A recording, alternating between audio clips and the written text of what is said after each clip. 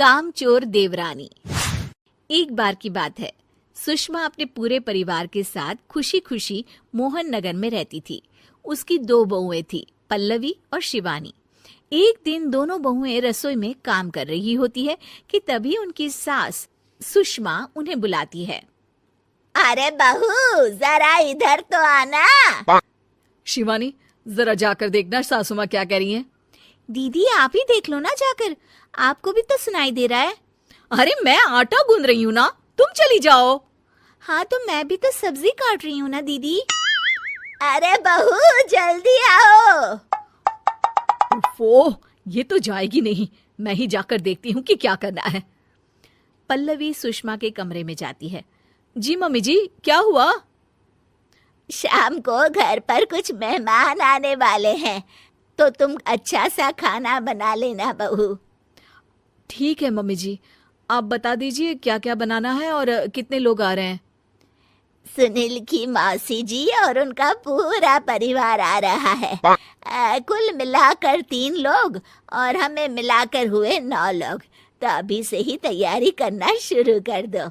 और हाँ, घर की सफाई भी कर देना, हाँ अच्छे से। जी मम्मी जी, सब काम हो जाएगा, आप चिंता मत कीजिए। पल्लवी शिवानी को घर में मेहमान आने वाले हैं इसके बारे में बताती है।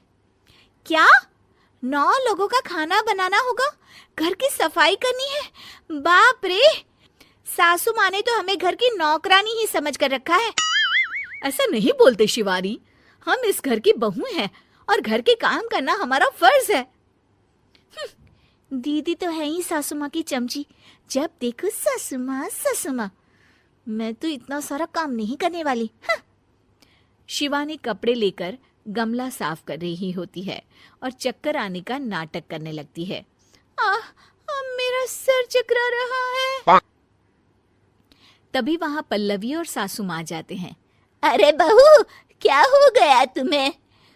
मम्मी जी, बहुत तेज सर में दर्द हो रहा है। तुम एक काम करो शिवानी, आराम कर लो। नहीं नहीं दीदी, घर में मेहमान आने वाले हैं, मुझे आपकी मदद करनी चाहिए। अरे कोई बात नहीं शिवानी, तुम आराम कर लो, मैं सब काम कर लूंगी। ठीक है दीदी, अगर आप इतना कह रही हैं तो आराम कर लेती हूँ।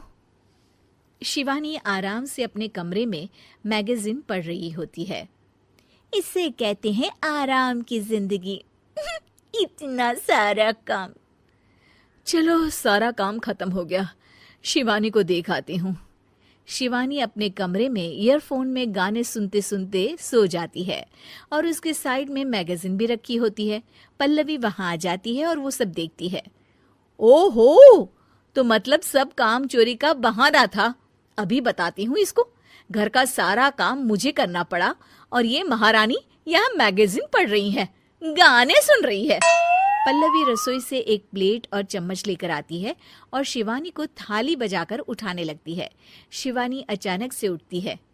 उठ गई महारानी, गाने भी सुन लिए, मैगजीन भी पढ़ ली। तुम तो बहुत बड़ी झूठी निकली शिवानी। तुमने सर दर्द का बहाना बनाया ताकि काम करने से बच सको। हाँ बनाया बहाना, तो क्या करती, इतने सारे काम करती। मुझे कोई शौक नहीं है चापलूसी का। क्या चापलूसी?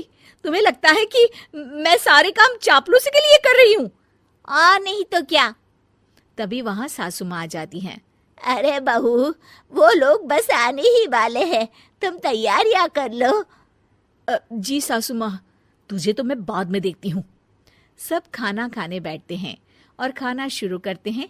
तभी सुनील की मौसी बोलती है। वाह भाई वाह, खाना तो बहुत ही अच्छा बना है सुषमा जी, एक एक चीज में क्या स्वाद है। ये सुनकर शिवानी मुंह बना लेती है। उसे अपनी जेठानी की इतनी तारीफ रास नहीं आती। आपकी बहुएं तो बहुत ही अच्छा खाना बनाती हैं।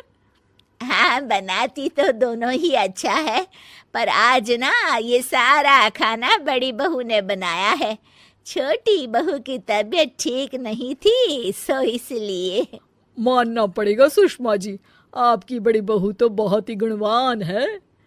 पल्लवी की तारीफ सुनकर शिवानी को जलन होती है। पल्लवी ये सुनकर खुश हो जाती है और शिवानी की तरफ देखकर उसे चिढ़ाती है। कुछ देर बाद मेहमानों के जाने का वक्त हो जाता है। मौसी जी सबके लिए उपहार लाई होती है। वो सबको शगुन के पैसे देती हैं और अंत में पल्लवी के पास आती है। तुम्हारे लिए शगुन का लिफाफा तो है ही, पर बहू तुम्हें एक और उपहार भी मिलेगा इतना अच्छा खाना बनाने के लिए। मौसी अपने सोने के कंगन निकालकर पल्लवी को पहना देती है। ये लो, ये मेरे मनपसंद कंगन है, अब से ये तुम्हारे हुए। धन्यवाद मौसी जी। ये देखकर शिवानी तो पूरी तरह से जल जाती है और गुस्से से रसोई में चली जाती है। तभी वहां पल्लवी आ जाती है और उसे अपने कंगन दिखाने लगती है। देवरानी जी, अब आपका सर दर्द ठीक तो है ना? मुझे लगता है कि अब सर दर्द शुरू हो गया होगा आपका।